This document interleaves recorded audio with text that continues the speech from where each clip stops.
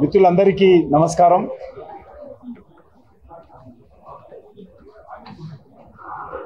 గతంలో నేను భారతీయ జనతా యువ మోర్చాలో ఉన్నప్పుడు నాతో పాటు పనిచేసినటువంటి వ్యక్తి జితేందర్ రెడ్డి గారు. వారు రాష్ట్రీయ స్వయం సేవక్ సంఘ్ కార్యకర్తగా, అఖిల భారతీయ విద్యార్థి పరిషత్ కార్యకర్తగా జగిత్యాల పరిసర ప్రాంతాలలో ప్రజలతో మమేకమై ప్రజల కష్ట సుఖాలలో భాగస్వాములై ముఖ్యంగా పేద ప్రజలను సంఘటితం చేసి బడుగు బలైన వర్గాలకు హృదయాలలో తనకంటూ ఒక స్థానం సంపాదించుకొని జాతీయ భావజాలం కోసం పనిచేసినటువంటి మరి విరోచితమైనటువంటి పోరాటం కొనసాగించినటువంటి వ్యక్తి జితేందర్ రెడ్డి గారు. నేను భారతీయ జనతా యువ మోర్చా రాష్ట్ర ప్రధాన కార్యదర్శిగా ఉన్నప్పుడు వరంగల్లో అటల్ బిహారీ వాజ్పేయి గారిని ఆహ్వానించి 3 రోజుల పాటు వరంగల్లో నేను సభ నిర్వహించినప్పుడు జగిత్యాల నుంచి సుమారు 50 బస్సులలో యువకులను సంఘటితం చేసి పేద రైతు కుటుంబాలు, రైతు కూలీల కుటుంబాలు, బడుగు బలైన వర్గాల కుటుంబాల నుంచి సంఘటితం చేసి వరంగల్ జనతా యువ మోర్చా సభను జయప్రదం చేయడంలో కీలక పాత్ర పోషించాడు జితేందర్ రెడ్డి. చాలా ధైర్యవంతుడు. అటువంటి వ్యక్తి తనకు తెలుసు తన ప్రాణానికి ముప్పుందని, అయినప్పటికీ కూడా ఏ ఒక్కరోజు కూడా మరి ఆ రోజు వెనుకడుగు వేయకుండా ఎల్లప్పుడూ ప్రజల మధ్యలో ఉంటూ మరి ఆ రోజు ఏ రకంగా మోటార్ సైకిల్ మీద పోయినప్పుడు మరి నక్సలైట్లు ఏ రకంగా ఆయన చుట్టుముట్టి హత్య చేశారో సినిమాలో జరిగినటువంటి సంఘటన ద్వారా మనం చూసాము. హింస ద్వారా, వైలెన్స్ ద్వారా ఏమీ సాధించలేరనే విషయము జితేందర్ రెడ్డికి తెలుసు. కానీ ఆ రోజు తన ప్రాణాలు కాపాడుకోవడం కోసం, తన మద్దతుదారులైనటువంటి కార్యకర్తల ప్రాణాలు కాపాడుకోవడం కోసం తుపాకీ పట్టని పరిస్థితి ఆ రోజు ఏర్పడింది. ఈరోజు కూడా మనం చేస్తూ ఉన్నాను, ప్రపంచంలో కానీ మన దేశంలో కానీ మరి ఈరోజు వైలెన్స్ ఏమాత్రం మరి ఏ రకంగా ఉపయోగపడదు. అందుకే ఈరోజు కూడా కొంతమంది నక్సలైట్లు ఇంకా హింస ద్వారానే, రక్తపాతం ద్వారానే, తుపాకీ గొట్టం ద్వారానే రాజ్యాధికారం సాధిస్తామనేటువంటి మరి విశ్వాసంతో వాళ్ళు పనిచేస్తూ ఉన్నారు. అది సాధ్యం కాదనే విషయం మనం అర్థం చేసుకోవాలి. డాక్టర్ బాబాసాహెబ్ అంబేద్కర్ మనకు అద్భుతమైనటువంటి రాజ్యాంగం ఇచ్చారు.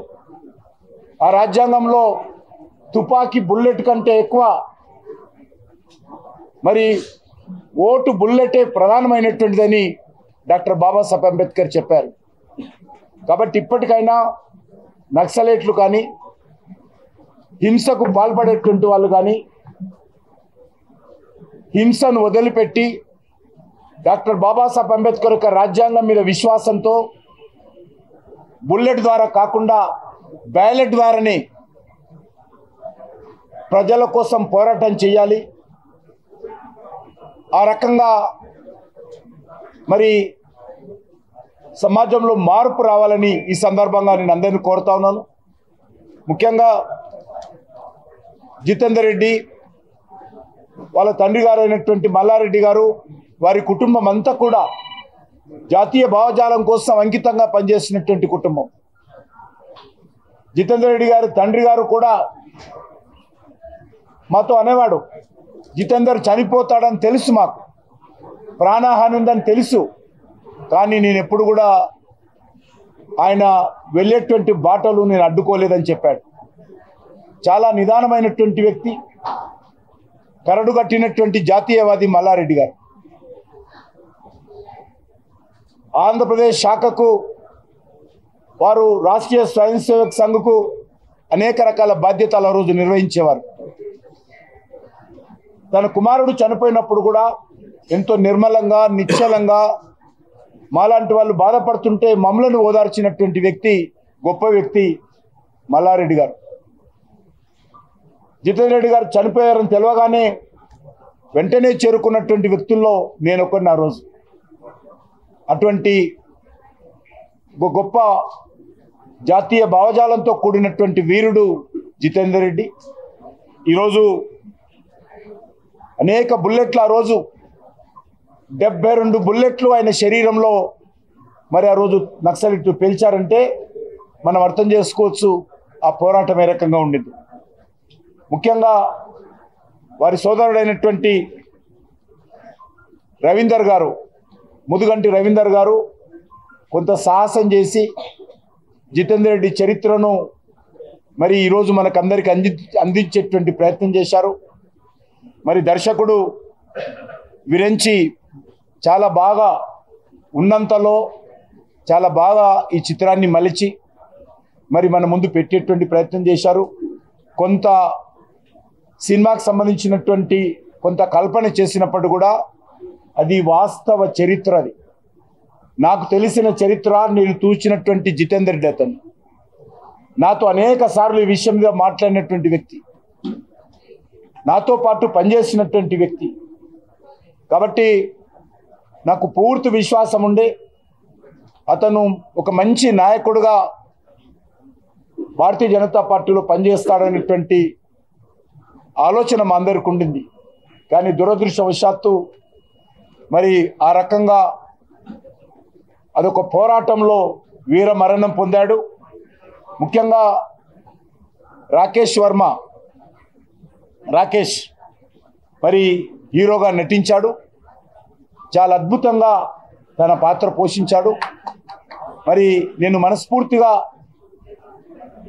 ఇటు విరంచిని కానీ, దర్శకుడు హీరోగా నటించినటువంటి జితేందర్ రెడ్డి పాత్ర పోషించినటువంటి రాకేష్ని కానీ మనస్ఫూర్తిగా అభినందిస్తూ, మరి రవీందర్ ఏదైతే ప్రయత్నం చేశాడో ఆ ప్రయత్నము న్యాయం చేశాడని నేను భావిస్తా ఉన్నాను. దానికి డైరెక్టర్ గారు కానీ, హీరోగా జితేందర్ రెడ్డి పాత్ర పోషించినటువంటి రాకేష్ కానీ ఆ పాత్రలకు న్యాయం చేశారు. మరి ఈ సినిమాను నక్సలైట్లు కూడా చూడాలి. ఎందుకంటే ఒక వ్యక్తిని చంపే అధికారం ఎవరికి లేదు. ఒక వ్యక్తికి జీవం పోసేటువంటి శక్తి భగవంతుడు మనకి ఇవ్వనప్పుడు ఏ వ్యక్తికి ఒక ప్రాణం కూడా తీసేటువంటి అధికారం లేదు. ఎందుకంటే అమాయకులైనటువంటి బడుగు బలైన వర్గాల కుటుంబాల నుంచి ఈరోజు వరకు కూడా ఉద్యోగంలో చేరుతారు. తన కుటుంబాన్ని పోషించుకోవాలి, తన భార్య పిల్లలను పోషించుకోవాలి, వాళ్ళ తల్లిదండ్రుల కళ్ళలో సంతోషం చూడాలని చాలామంది పేద కుటుంబాల వాళ్ళు ఈరోజు పోలీసులో చేరుతారు. అటువంటి పోలీసులను మరి ఈరోజు నక్సలైట్లు వేలాది మందిని హత్య చేశారు. అది ఏమాత్రం మంచిది కాదు. అదేవిధంగా అమాయకులైనటువంటి మరి ఈరోజు గిరిజన ప్రజలను కూడా హత్య చేస్తున్నటువంటి పరిస్థితి ఉన్నది. ఇది మార్పు రావాలి. ఇప్పటికే చాలామంది ప్రజలు మారుతున్నటువంటి వ్యవస్థలో హింస, తుపాకుల ద్వారా ఏమీ సాధ్యం కాదు. ఇది మరి ఈ యొక్క తుపాకీ గొట్టం సిద్ధాంతం లాభం లేదు అనేటువంటి విషయము ప్రజలు అర్థం చేసుకున్నారు. ఎక్కడైతే నక్సలైట్లు హింసకు వ్యతిరేకంగా ఎన్నికలు బహిష్కరించాలని పిలుపునిచ్చేవారో ఆ ప్రాంతాలలో ఆ కాలంలో తుపాకులకు భయపడి వాళ్ళకు భయపడి ఎలక్షన్స్లో పాల్గొనేటువంటి వాళ్ళు కాదు. కానీ ఈరోజు మనం చూసాము, ఇక్కడ కాదు జమ్మూ కాశ్మీర్లో కూడా మరి 70% 80% పోలింగ్ అవుతుందంటే డాక్టర్ బాబాసాహెబ్ అంబేద్కర్ రాజ్యాంగము బుల్లెట్ కంటే బ్యాలెటే గొప్పదని ఈరోజు ప్రజలు విశ్వసిస్తున్నారు. ఆ దిశలోనే డాక్టర్ అంబేద్కర్ రాజ్యాంగం ప్రకారం పేదలకు, బడుగు బలైన వర్గాలకు, రైతులకు, రైతు కూలీలకు మనం అందరము ప్రజాస్వామ్యం మీద విశ్వాసం ఉంచి సేవ చేయాలి. అందుకే నక్సలైట్లు హింసను వదిలిపెట్టి ప్రజాస్వామ్యంలో రావాల్సిందిగా ఆహ్వానిస్తా ఉన్నాను.